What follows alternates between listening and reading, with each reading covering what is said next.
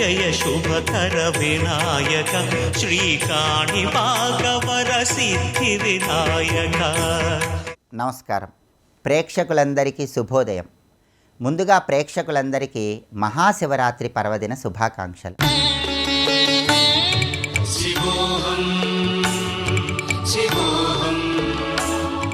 మహాశివరాత్రి సందర్భంగా లింగ పురాణంలో చెప్పబడిన ఒక ప్రత్యేకమైన కథ, కాశీఖండంలో చెప్పబడిన ఒక ప్రత్యేకమైన కథ స్మరించుకోవటం ద్వారా పరమేశ్వరుడి సంపూర్ణమైన అనుగ్రహానికి ప్రతి ఒక్కరూ సులభంగా పాత్రులు కావచ్చు. లింగ పురాణంలో చెప్పబడినటువంటి కథను మనం పరిశీలిస్తే, మహాశివరాత్రి రోజు ఒక వేటగాడు అరణ్యంలో వేటాడటానికి వెళ్ళి ఉదయం నుంచి రాత్రి వరకు వేట ఏదీ లభించక ఆకలితో బాధపడుతున్న తరుణంలో ఒక సింహం ఆ వేటగాడి వెంట పడుతుంది. ఆ సింహం నుంచి తప్పించుకోవటానికి వేటగాడు అక్కడ సమీపంలో కనిపించిన చెట్టు ఎక్కుతాడు.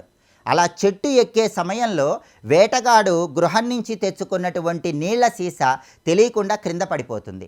ఆ వేటగాడు క్రిందకి దిగితే ఆహారంగా స్వీకరించాలని సింహం చెట్టు కిందే ఉంటే, రాత్రంతా నిద్రమత్తులో ఎక్కడ క్రింద పడతానో అని భయపడి వేటగాడు తాను ఎక్కిన చెట్టుకి కొన్ని ఆకులు ఉంటే ఆ ఆకులు కోస్తూ చెట్టు కింద వేస్తూ కాలక్షేపం చేస్తాడు. ఉదయం అయ్యేసరికి వేటగాడు కిందకి దిగి రాలేదని సింహం అక్కడి నుంచి వెళ్ళిపోయిన తర్వాత వేటగాడు చెట్టు దిగి క్రిందకు రాగానే శివభటులు అక్కడ ప్రత్యక్షమయ్యి సశరీరంగా శివలోకానికి తీసుకువెళతారు. ఈ కథను మనకు లింగ పురాణంలో చెప్పారు. దానికి కారణం ఏంటంటే, ఆ రోజు మహాశివరాత్రి. తెలియకుండానే వేటగాడు రోజంతా ఉపవాసం ఉన్నాడు. సింహం నుంచి తప్పించుకోవటానికి తెలియకుండా ఎక్కిన చెట్టు మారేడు చెట్టు. అలా మారేడు చెట్టు ఎక్కేటప్పుడు క్రింద ఒక శివలింగం ఉంది. వేటగాడి నుంచి జారిపోయినటువంటి గిన్నెలో ఉన్న నీళ్లు ఆ శివలింగం మీద పడ్డాయి. రాత్రంతా సింహంకి దొరకకుండా ఉండటానికి, నిద్ర రాకుండా ఉండటానికి ఆ మారేడు చెట్టుకున్నటువంటి దళాలు ఒక్కొక్కటి తెంపుతూ చెట్టు కింద ఉన్న శివలింగం మీద వేశాడు. అంటే తెలియకుండా మారేడు దళాలతో పూజ చేశాడు, తెలియకుండా శివాభిషేకం చేశాడు, తెలియకుండా ఉపవాసం ఉన్నాడు, సశరీరంగానే శివలోకానికి వెళ్ళాడని లింగ పురాణంలో ఈ వేటగాడికి సంబంధించిన కథ చెప్పారు. ఈ కథను స్మరించుకుంటేనే శివరాత్రి రోజు శివానుగ్రహానికి సులభంగా పాత్రులు కావచ్చు. అలాగే కాశీఖండంలో ఉన్నటువంటి గుణనిధి కథను కూడా స్మరించుకోవాలి.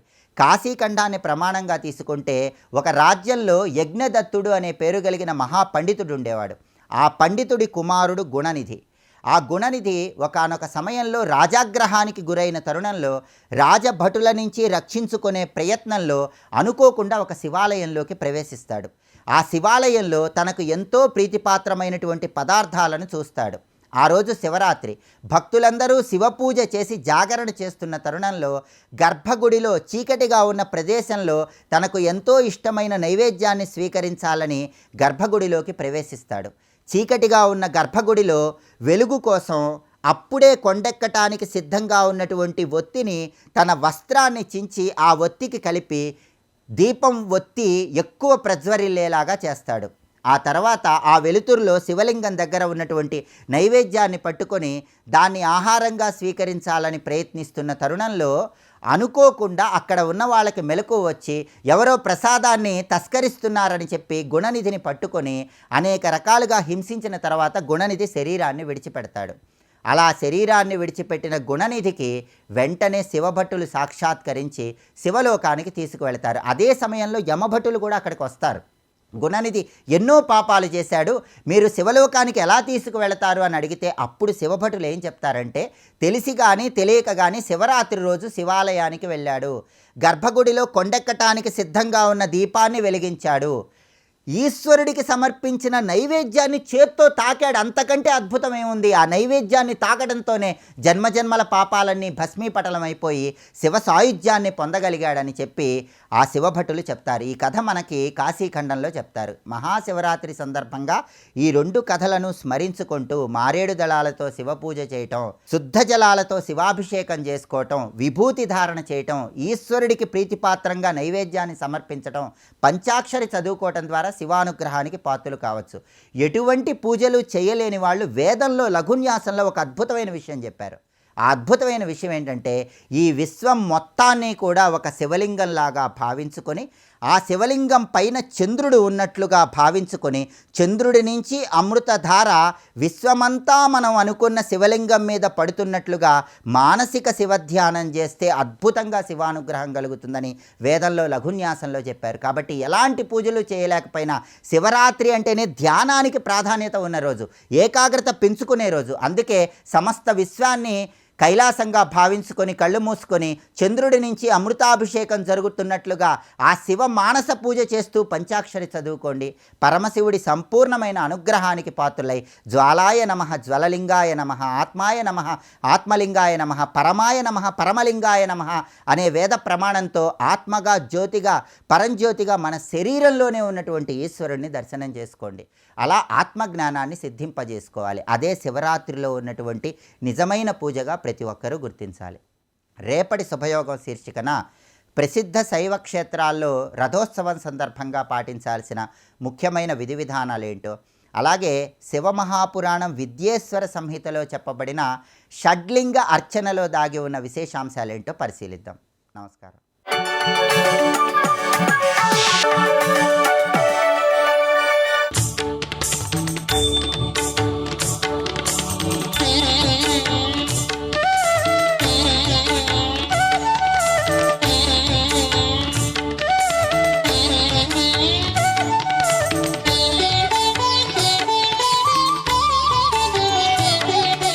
నమః శివాయ సాంబాయ శాంతాయ పరమాత్మనే మృత్యుంజయాయ రుద్రాయ మహాదేవాయ తే నమః.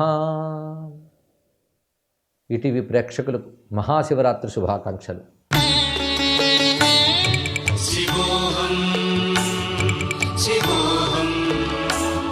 మహాశివరాత్రి భారతదేశమంతా శ్రద్ధాభక్తులతో నిర్వహించుకునేటువంటి మహాపర్వం.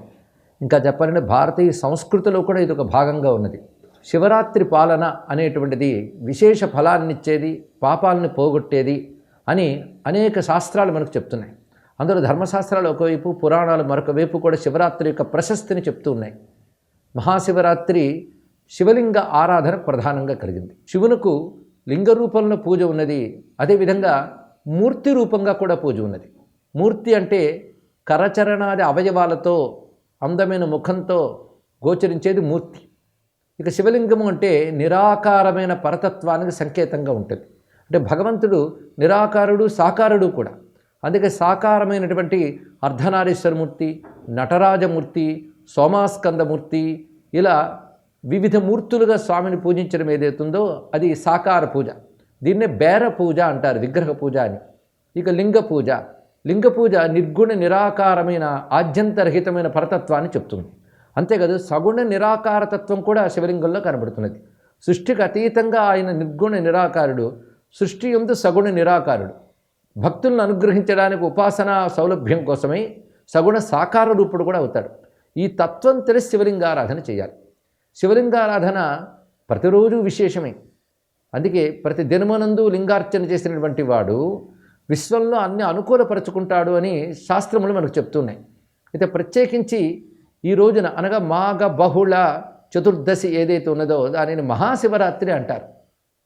మహా అనే శబ్దం వాడడానికి కారణం ఏంటి అంటే, మహా కాని శివరాత్రులు కూడా ఉన్నాయా అంటే ఉన్నాయి. ప్రతి మాసంలో కూడా బహుళ చతుర్దశి ఏదైతే ఉంటుందో దాన్ని మనం మాస శివరాత్రి అంటూ ఉంటాం. ఒక్కొక్క మాస శివరాత్రి ఒక్కొక్క ప్రత్యేకత ఉన్నది. శివభక్తులు మాస శివరాత్రి నాడు ప్రత్యేకమైన అభిషేకము, ఆరాధనలు ఇవి చేస్తూ ఉంటారు. అది శివవ్రతాల్లో ఒకటి. అయితే మాఘమాసంలో వచ్చే బహుళ పక్ష చతుర్దశి మాత్రం మహాశబ్దంతో చెప్పబడుతుంది. అంటే మహాశివరాత్రి అని. అంటే మహాశివరాత్రులు ఏవి పాటించినా పాటించకపోయినా మహాశివరాత్రి ఒక్కటి శ్రద్ధగా చేసినట్లయితే సంవత్సర కాలము శివలింగార్చన చేసినటువంటి ఫలం లభిస్తుంది. ఎందుకంటే ఈ పర్వకాలాలు, పుణ్యకాలాలు వీటికి విశేషం ఏంటంటే ఆయా కాలాలలో ఒక ప్రత్యేక శక్తి ఉంటుంది. ఆ శక్తి గురించి శివపురాణం మద్ధర్మవృద్ధి కాలోయం అని చెప్తున్నది. అంటే శివధర్మములు వృద్ధి చెందే కాలం ఇది అని శివుడు స్వయంగా మద్ధర్మ వృద్ధి కాలోయం అని చెప్తున్నాడు ఇక్కడ. దీన్ని బట్టి శివధర్మములు ఏవైతే ఉన్నాయో, శివధర్మం అంటే శివనామస్మరణ, శివుని ఉద్దేశించేసేటువంటి స్నానము, అభిషేకము ఇత్యాదులు ఏవైతే ఉన్నాయో ఇవన్నీ కూడాను మహాఫలాన్ని ఇస్తాయి. ఆ ధర్మములు వృద్ధి చెందే కాలం ఇది. ఇది ఎలాంటిదంటే, సాధారణంగా సముద్రంలో తరంగాలు వస్తూ ఉంటాయి, కానీ పున్నమి మొదలైన వచ్చినప్పుడు ఇంకా వృద్ధి చెందుతాయి. అలాగా శివధర్మములు వృద్ధి చెందే కాలమే శివరాత్రి పర్వము అని చెప్పారు. అందుకే ఎటువంటి వారైనా సరే శివరాత్రిని వారు చేయగలిగినంత పద్ధతులు చేసుకోవచ్చు. సులభమైన పద్ధతులు మొదలుకొని బహు కఠినమైన పద్ధతుల వరకు చాలా చాలా ఉన్నాయి. వారి వారి శక్తి అనుసారం చేసుకోవచ్చు. శివునికి మహాలింగార్చన, సహస్రలింగార్చన ఇలాంటి లింగార్చనలు ఉన్నాయి. ఒకే ఒక్క లింగాన్ని తయారు చేసుకుని పూజించడం కూడా కనబడుతున్నది. అయితే లింగోద్భవ కాలమని మహాశివరాత్రిలో ప్రత్యేకమైన విషయం ఉంది. ఇది శివరాత్రి నాడు అర్ధరాత్రి వేళ వస్తుంది. రాత్రి వేళ చతుర్దశి ఉన్నదే మహాశివరాత్రిగా గ్రాహ్యము అని ధర్మశాస్త్రాలు తేల్చి చెప్తున్నాయి. అర్ధరాత్రి వేళ ఇంకా విశేషం. అంటే మనం ఇప్పుడు అర్ధరాత్రిని 12 గంటలు అనుకుంటాం, కానీ కొంచెం అటు ఇటుగా సమయం మనం చూసుకున్నట్లయితే ఆ తర్వాత కాలమే లింగోద్భవ కాలం అవుతుంది. ఆ లింగోద్భవ కాలం అనే విశేషం ఏంటంటే పరమేశ్వరుడు తన సర్వవ్యాపకమైనటువంటి అనంతమైన అఖండమైన సర్వశక్తి సంపన్నమైనటువంటి లింగ రూపంగా మొదట తనను తాను సృష్టికి పూర్వం వ్యక్తం చేసుకున్నాడు. ఆ తిథిని లెక్క కట్టి మాఘబహుళ చతుర్దశి అన్నారు. ఆ రోజున శివలింగారాధన మొట్టమొదటి చేసినటువంటి వారు బ్రహ్మదేవుడు, నారాయణుడు. అదే బ్రహ్మమురారి సురార్చిత లింగం అని ప్రసిద్ధి చెందే లింగాష్టకలం అని చెప్తూ ఉన్నాం. అయితే పరమేశ్వరుడు మహాలింగంగా వ్యక్తమైనది మాత్రం మార్గశీర్ష మాసంలో ఆర్ద్రా నక్షత్రం నాడు ఆయన వ్యక్తమయ్యాడని. అయితే ఆ శివలింగ తత్వాన్ని తెలుసుకుని బ్రహ్మ విష్ణువులు ఆరాధించింది మాత్రం మహాశివరాత్రి నాడు అని చెప్తున్నారు. అప్పటి నుంచి లింగారాధన అనేది ప్రారంభమైంది. ఇక్కడ బ్రహ్మ విష్ణువులు ఆరాధించారంటే వారు శివుడి కంటే తక్కువని, శివుడు సర్వాధికుడని ఇక్కడ ప్రతిపాదించడం కాదు. బ్రహ్మ విష్ణు రుద్రాత్మకమైన తత్వమే శివలింగము. అందుకే శివలింగం గురించి చెప్పేటప్పుడు శివలింగం యొక్క అడుగు భాగం బ్రహ్మదేవుడు, మధ్య భాగం విష్ణువు, అగ్రభాగం రుద్రుడు అని చెప్తారు. అంటే ఒకే పరమాత్మ బ్రహ్మ విష్ణు శివాత్మకంగా సృష్టి స్థితిలైలు చేస్తున్నాడు. ఆ బ్రహ్మ విష్ణు శివాత్మకమైనటువంటి మహాజ్యోతి స్వరూపాన్ని, జ్యోతి అంటేనే చైతన్యం అని అర్థం. ఆ చైతన్యం సర్వవ్యాపకమైనది. ఆపాతాళ నభస్థలాంత భువన బ్రహ్మాండమా విస్ఫుర జ్యోతి స్ఫాటిక లింగ మౌళి విలసత్ పుణ్యేందు వాంతామృతై అస్తోకాపృతమేకమీశమనిశం రుద్రానువాకాన్ జపన్ ధ్యాయే దీప్సిత సిద్ధయే ధ్రువపదం విప్రోభిషించే శివం అని రుద్ర నమక మంత్రాలకి ధ్యాన శ్లోకంలో లింగం అంటే ఏంటో చెప్తున్నారు. లింగం అనే మాట చాలా విశేషమైనది. లింగము సర్వలోకముల యందు ఏది వ్యాపించి ఉందో, సర్వలోకములు దేని యందు లీనమై ఉన్నాయో అది లింగము అని అర్థము. కనుక లింగం అంటే సర్వవ్యాపకమైన సర్వాతీతమైన శివతత్వం. ఆ లింగము నుండే పరమేశ్వరుడు తన అనేక రూపాలను వ్యక్తపరిచాడు. అందులో మృత్యుంజయమూర్తి కానీ, నటరాజమూర్తి కానీ, అర్ధనారీశ్వరమూర్తి కానీ, సోమాస్కందమూర్తి కానీ ఇవన్నీ కూడా అమూర్తమైన లింగము నుంచే వచ్చాయి. కానీ పరమాత్మ యొక్క అమూర్తతత్వం లింగము, మూర్తితత్వం అనేక రూపాలు. కానీ అనేకమునకు మూలమైన ఏకతత్వమే మహాలింగం. ఆ మహాలింగాన్ని ఆరాధించి అనేక ప్రయోజనాలు పొందగలిగేటువంటి మహాపర్వమే మహాశివరాత్రి. అలాంటి శివరాత్రి సమస్త లోకమునకు శివము కలిగించుగాక. శివము అంటే శాంతి, శుభము, క్షేమము. అది ప్రసాదించాలని మహాలింగ రూపుడైన సదాశివునికి, రుద్రునికి ప్రణమిల్లుతూ స్వస్తి.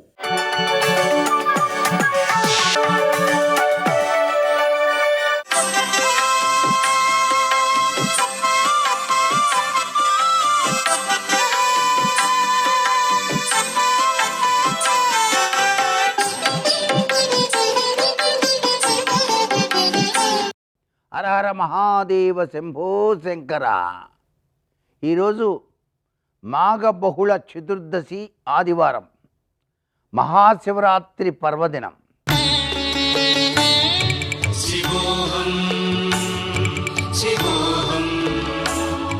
ఈ మహాశివరాత్రి నాడు సూర్యోదయం ముందుగానే పవిత్రవంతమైనటువంటి నదీ స్నానాన్ని ఆచరించి శివనామం చేస్తూ ఆగామి సంచిత ప్రారబ్ధ కర్మల్ని తొలగించేటువంటి విభూతి ధారణ చేసి పరమేశ్వరుని యొక్క దివ్యవంతమైనటువంటి ఆనంద బాష్పాల నుంచి జాలువారినటువంటి రుద్రాక్షమాలను మనం మెడలో వేసుకొని శివనామం చేస్తూ మారేడు వృక్షం దగ్గర 3 ప్రదక్షిణాలు ఆచరించి పరమేశ్వర ఆలయాన్ని సందర్శించాలి. పరమేశ్వర ఆలయాన్ని సందర్శించేటప్పుడు నందీశ్వరుని యొక్క దివ్యవంతమైన అనుగ్రహాన్ని సాధించి ఆ స్వామివారికి చెప్పుకొని పరమేశ్వర దర్శనం కోసం లోపలికి వెళ్ళి అక్కడ జరుగుతున్నటువంటి అభిషేకార్చనను కనులారా వీక్షిస్తూ హృదయంలో పరమేశ్వరుని నింపుకొని ఆ శివనామంతో జన్మను పునీతం చేసుకోవలసినటువంటి సుదినం ఈ మహాశివరాత్రి. మహాశివరాత్రి నాడు తప్పనిసరిగా రోజంతా కూడాను ఉపవాసం ఉండేటువంటి లక్షణం ఎవరైతే పాటిస్తారో వారికి సంపూర్ణ శివానుగ్రహం కలిగి తీరుతుంది. శివోహం సచ్చిదానందం.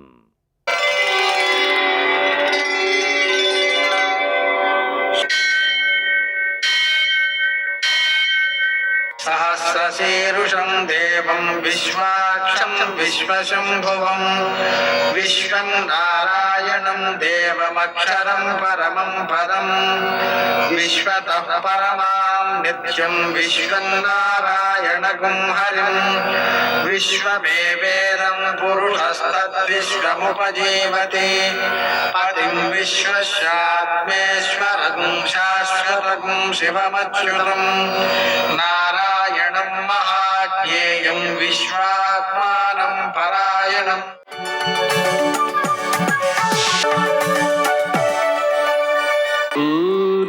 శౌర్యమథేందురింద్రపదవీ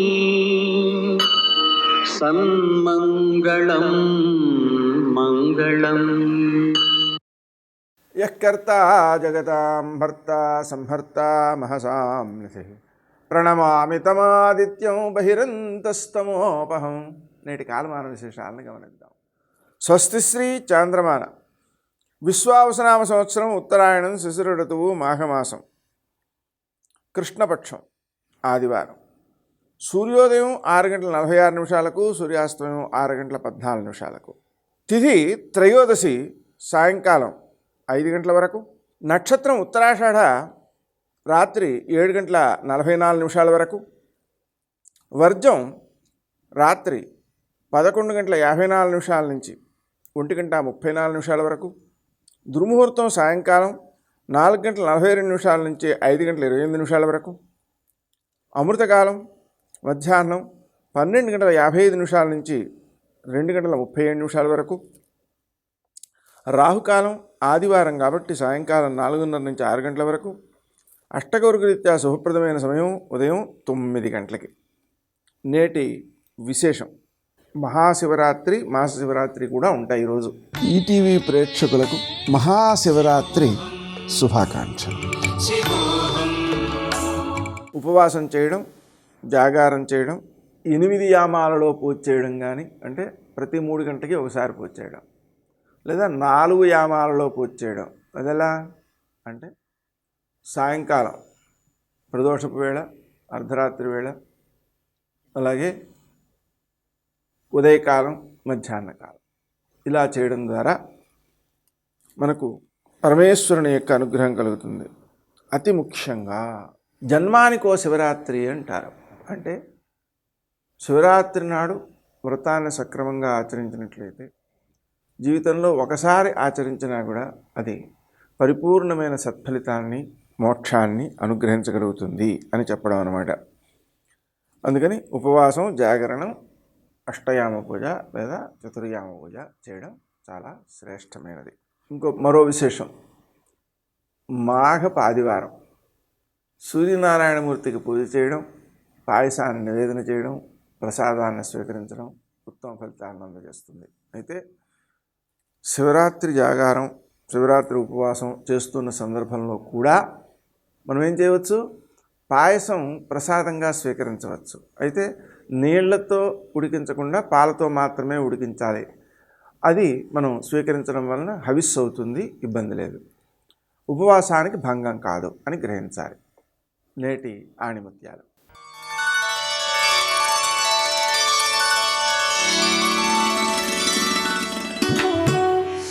పునరాలోచన అనుభవాన్ని తెలివిగా మారుస్తుంది.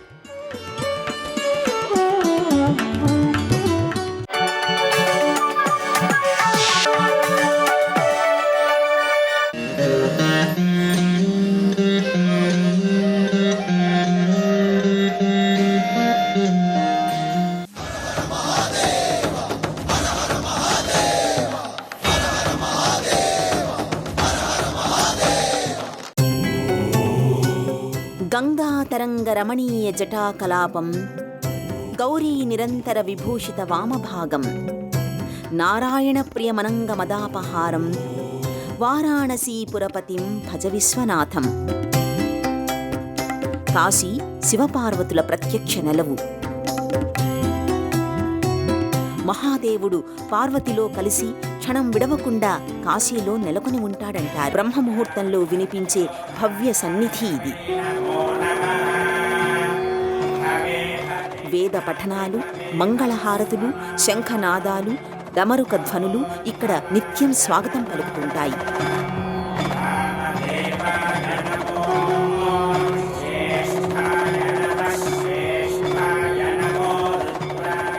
అన్నింటికీ మించి ఆధ్యాత్మిక రసవాహిని గంగ కాశీని మరింత పునీతం చేస్తోంది. సాధకుల పాలిట స్వర్గధామం ఈ కాశికాపురి. ఆనంద కాననం, శివపురి, రుద్రవాసం, బ్రహ్మాండపురి ఇలా ఎన్నెన్నో నామధేయాలున్న పుణ్య వారాసి కాశీ. ఈ నగరాన్ని మహేశ్వరుడే తన అభీష్టం మేరకు సృజించాడని శివపురాణం చెబుతోంది. అష్టాదశ పురాణాలలో కాశీ వైభవాన్ని వ్యాసుడు పలుసార్లు ప్రస్తావించాడు. మన పురాణాల్లో అత్యధికంగా ప్రస్తావించిన నగరం కాశీ మాత్రమేనంటే అతిశయోక్తి కాదు. కాశతే ఇది కాశీ అంటే కల్పాంత వేళల కూడా ఇది సతతం ప్రకాశిస్తుంది కాబట్టి కాశీ అయ్యింది.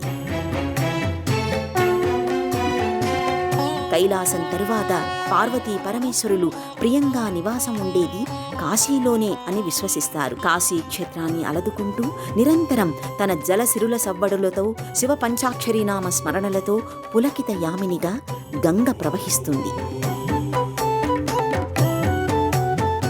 కాశీకి విచ్చేసిన ప్రతి భక్తుడి మదిలో 2 అభీష్టాలుంటాయి: గంగా స్నానం, విశ్వనాథ దర్శనం. గంగలో పుణ్యస్నానంతో తరించిన వెంటనే భక్తుల అడుగులు నేరుగా విశ్వనాథ ఆలయం వైపే కదులుతుంటాయి. మహేశ్వరుడు మహాలింగమూర్తిగా మహత్తర శక్తి సమన్వితుడిగా నెలకొన్న అద్భుత అమేయ నెలవు కాశీ.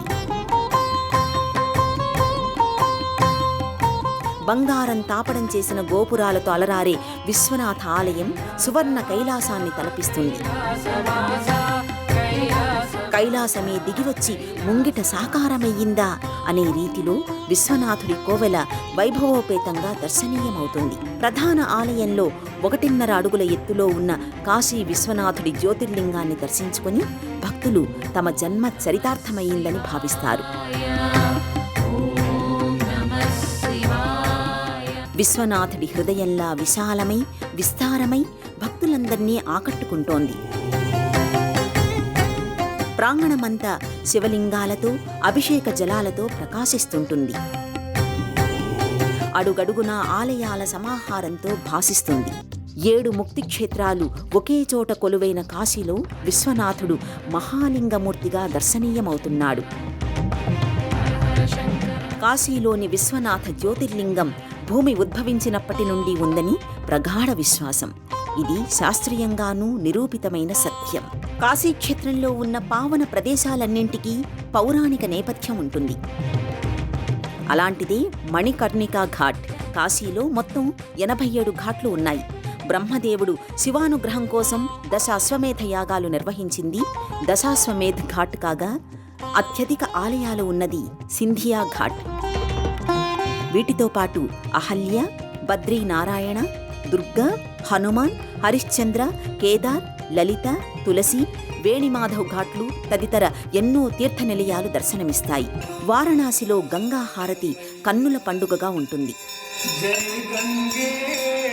ప్రసిద్ధమైన దశాశ్వమేధ ఘాట్లో అర్చకులు నిలబడి అత్యంత లయాత్మకంగా రుద్ర, నాగ, త్రిశూల, ధూప, పంచ, నక్షత్ర హారతుల్ని గంగామాతకు సమర్పిస్తారు. ఈ సమయంలో కాశీ వీధులన్నీ అణువణువున హరహర మహాదేవ, శంభో శంకర, హరహర గంగే, నమామి గంగే నామస్మరణలతో మార్మ్రోగుతాయి. కాశీ విశ్వనాథ హారతి దర్శనం పరమ మంగళప్రదం.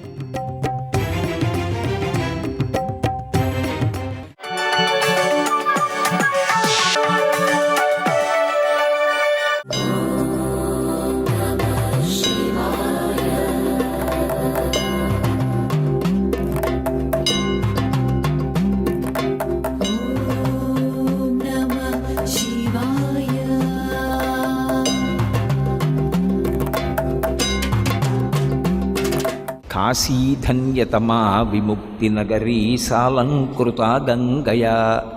కాశీ ధన్యతమమైనటువంటి నగరము. అటువంటి నగరంలో సాలంకృత గంగయా, గంగానది ప్రవహిస్తున్నటువంటి కారణం చేత మరింత విశేషమైనటువంటి అలంకారాన్ని పొందింది. పైగా తత్రేయం మణికర్ణికా సుఖకరీ ముక్తిర్హిత కింకరీ. ఆ కాశీపట్టణంలోనే మణికర్ణిక హ్రదం ఉన్నది. ఆ మణికర్ణిక సమస్త సుఖములను ప్రసాదించగలదు. సరికదా? అసలు ముక్తికాంత ఆ మణికర్ణిక దగ్గర దాసీత్వం చేస్తుంటుంది. అంత గొప్ప హ్రదం మణికర్ణిక.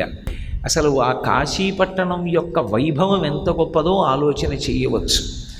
అసలు ఆ కాశీపట్టణానికి అలంకారమే గంగానది. గంగానది ఎంత గొప్పది అంటే ఒక్కసారి గంగా గంగా గంగా అని స్మరణ చేస్తే చాలు, సమస్తమైనటువంటి పాపములను పోగొట్టగలిగినటువంటి శక్తితో కూడుకున్నదై ఉంటుంది. అటువంటి గంగ కాశీపట్టణంలో ప్రవహిస్తోంది, వారణాసి అన్న పేరుతో.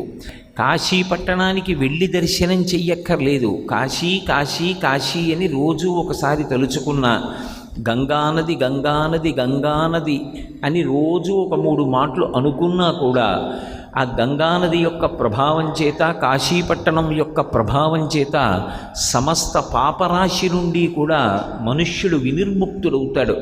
అంత గొప్ప పట్టణం కాశీ, అంత గొప్ప స్వామి విశ్వనాథుడు.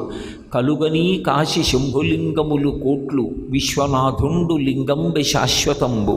కలుగనే కాశి తీర్థములు కోట్లు అనగా మణి హ్రదంబే కేవలము తీర్థమయ్యే అంటారు. కాశీపట్టణంలో కొన్ని కోట్ల శివలింగాలు ఉంటాయి. కలుగనీ కాశి శంభులింగములు కోట్లు. కాశీపట్టణంలో కొన్ని కోట్ల శివలింగాలు ఉన్నప్పటికీ కూడా లింగము అని దేన్ని పిలుస్తామంటే ప్రధానమైనటువంటి పూజ ఎవరికి జరుగుతుంది అంటే కలుగనీ కాశి శంభులింగములు కోట్లు విశ్వనాథుండు లింగంబె శాశ్వతంబు.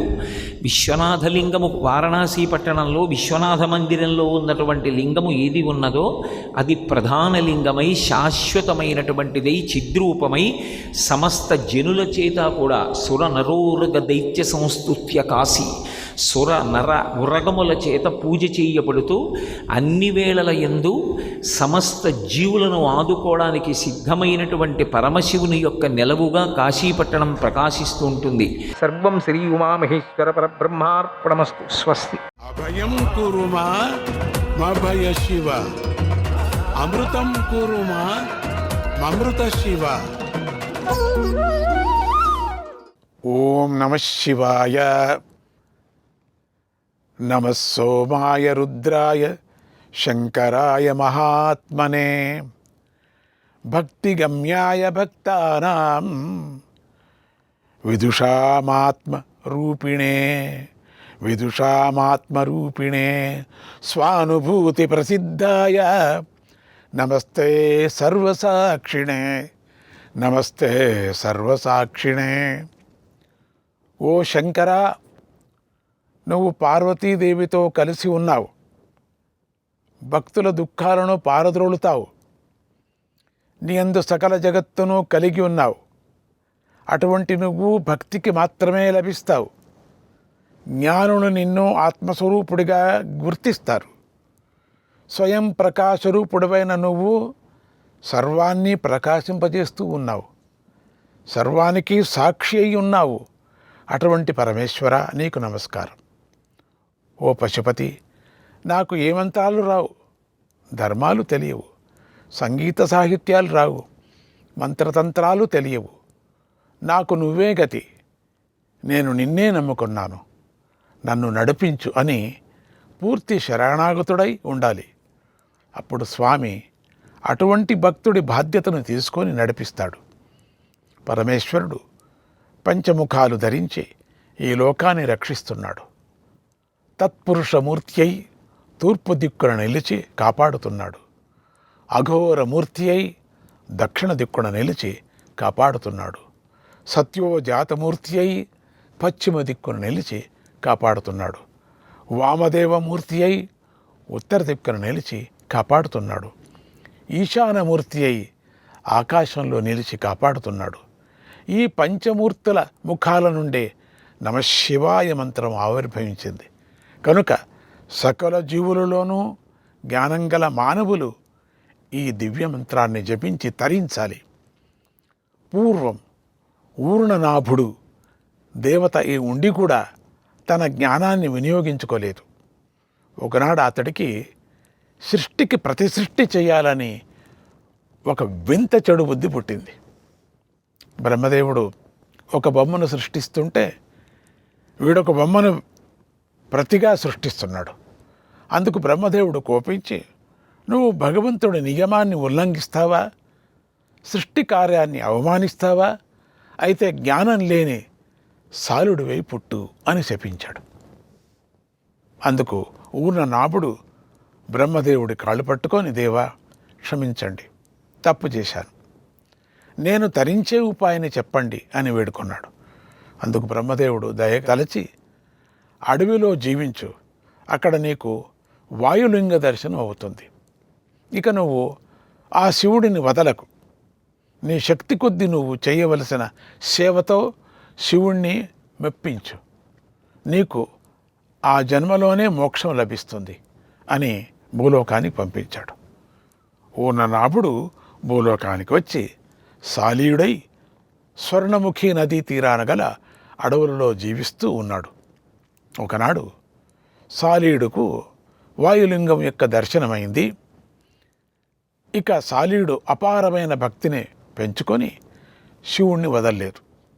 నా శివుడికి నీడ కల్పించాలని బూజుతో ఒక గొడుగు కట్టి చాలా కాలం సేవించింది. ఒకనాడు శివుడు ఆ సాలీయుడును పరీక్షించాలని దీపంలో చేరి బూజును కాల్చేశాడు. దీపం చేసిన ఆ పనిని సాలీయుడు చూసి, నేను దీపాన్నే మింగేస్తాను అని అగ్ని మీదకి వెళ్ళింది. అప్పుడు దాని రెక్కలు కాలిపోయాయి, శరీరం కాలిపోయింది. అయినా అది లెక్క చేయలేదు. అందుకు శివుడే కరిగిపోయి ఆ సాలీయుడును తనలో కలిపేసుకొని మోక్షమే ఇచ్చేశాడు. ఇలా భక్తి కలవారిని గెలిపించే భగవంతుడు మరొక సందర్భంలో ఏ సంపదలు లేని కేవలం భక్తి మాత్రమే గల ఏనుగుని గెలిపించాడు. సంపదతో కూడి భక్తి ఉన్న సర్పాన్ని గెలిపించాడు. పూర్వం కృతయుగం, త్రేతాయుగం, సంధికాలంలో ఒకనాడు శివరాత్రి పండుగ వచ్చింది. ఆనాడు అందరూ ఎంతో భక్తి శ్రద్ధలతో శివుడి మీద మనస్సు నిలిపితే, నాగలోకంలోని కాలుడనే నాగుడు మాత్రం ఆ భూలోకంలో ఉండే భోగాల మీద మనస్సు నిలిపాడు. అందరూ శివశివ అని ఆనందతాండవం చేస్తుంటే ఈ కాలుడు పానీయాలు తాగి మత్తెక్కి మదమెక్కి విలాసంగా చిందులు తొక్కాడు.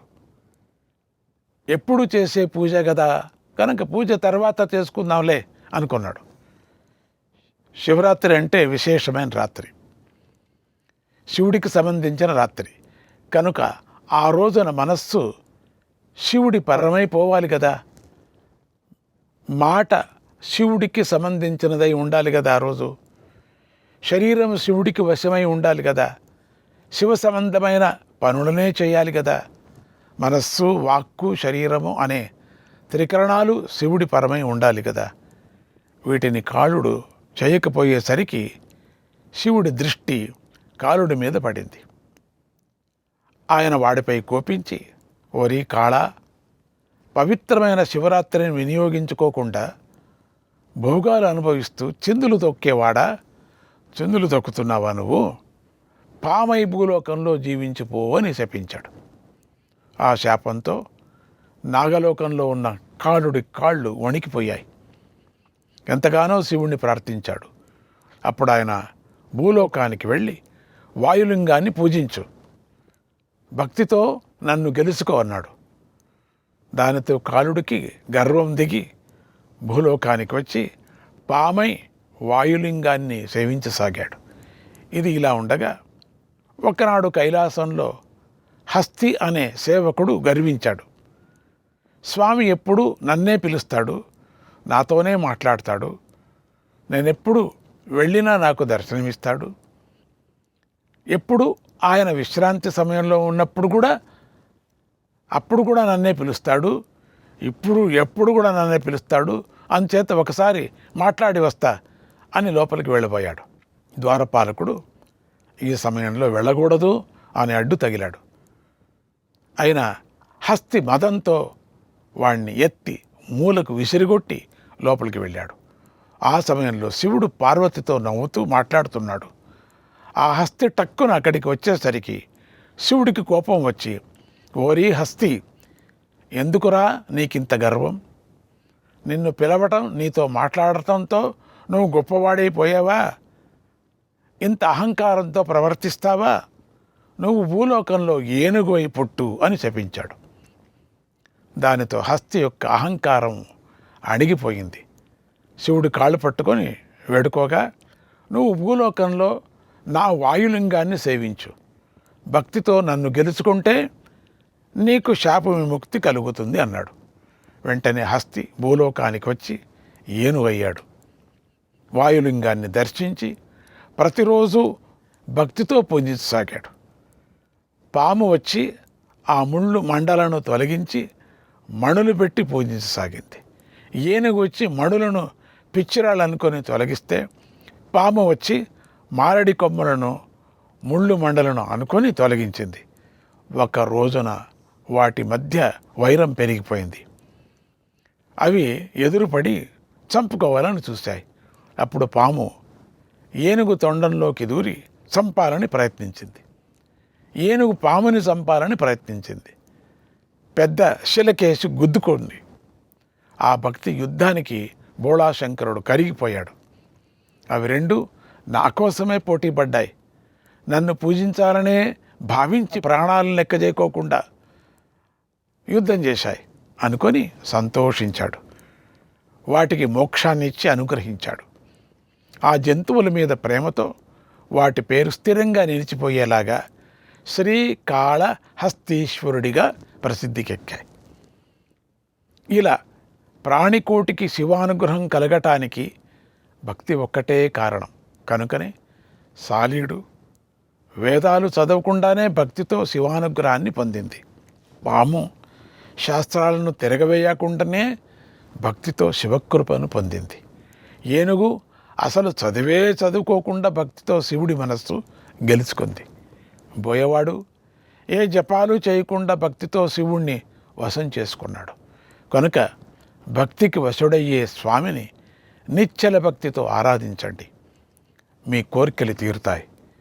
శివ అనుగ్రహం మీపై ప్రసరించుగాక. ఓం నమః శివాయ.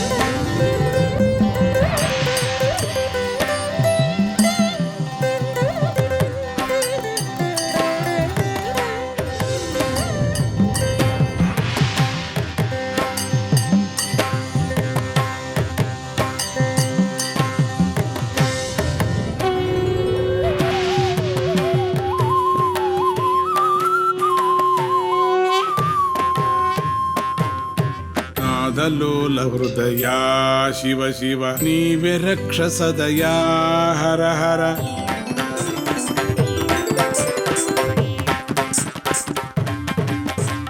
నాదలోల హృదయా శివ శివ నీవే రక్ష సదయా హర హర. నాదలోల హృదయా శివ శివ నీవే రక్ష సదయా హర హర.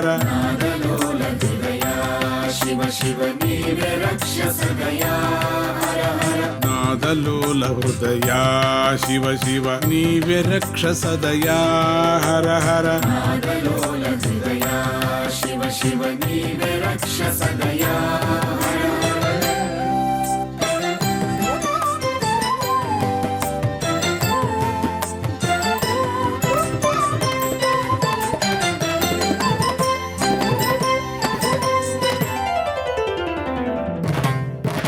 కరళకంఠ సాంబా శంభో గురువరాతి సౌమ్యా దేవ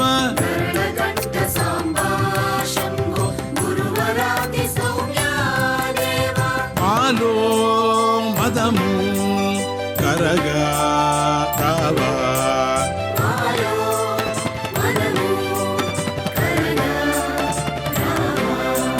శివుడా భవుడా హరుడా సఖుడా నాదలోల హృదయా శివ శివ నీవే రక్ష సదయా హర హర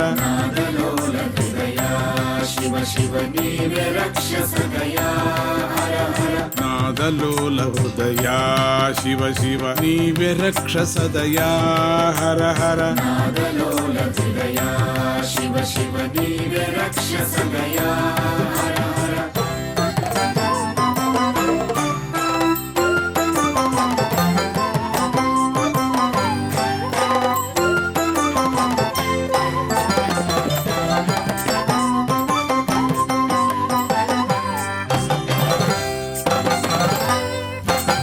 నందికేశ నమిత నాథ వీరభద్ర రూప శంకర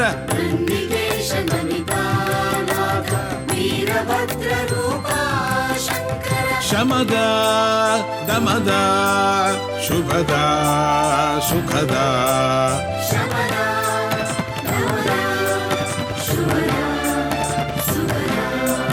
పరమా పశుప విమల విజయ నాదలోల హృదయా శివ శివ నీవే రక్ష సదయా హర హర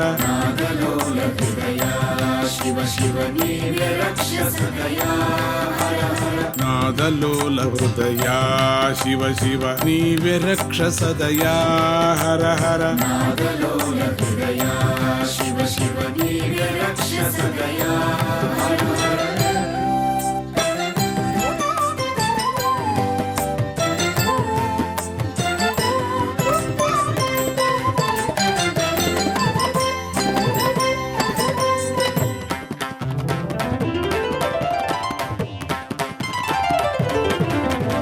గంగ తల్లి తలపై మేనుల గౌరీదేవి ఉండా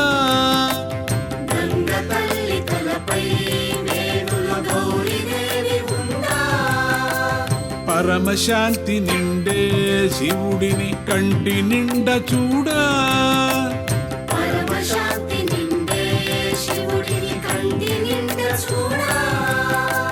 తల్లి తండ్రి గురువు శివుడే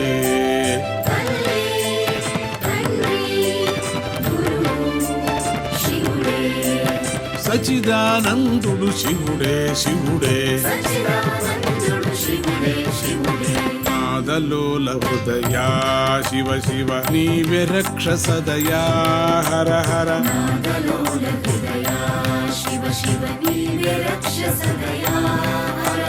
నాదలోల హృదయా శివ శివ నీవే రక్ష సదయా హర హర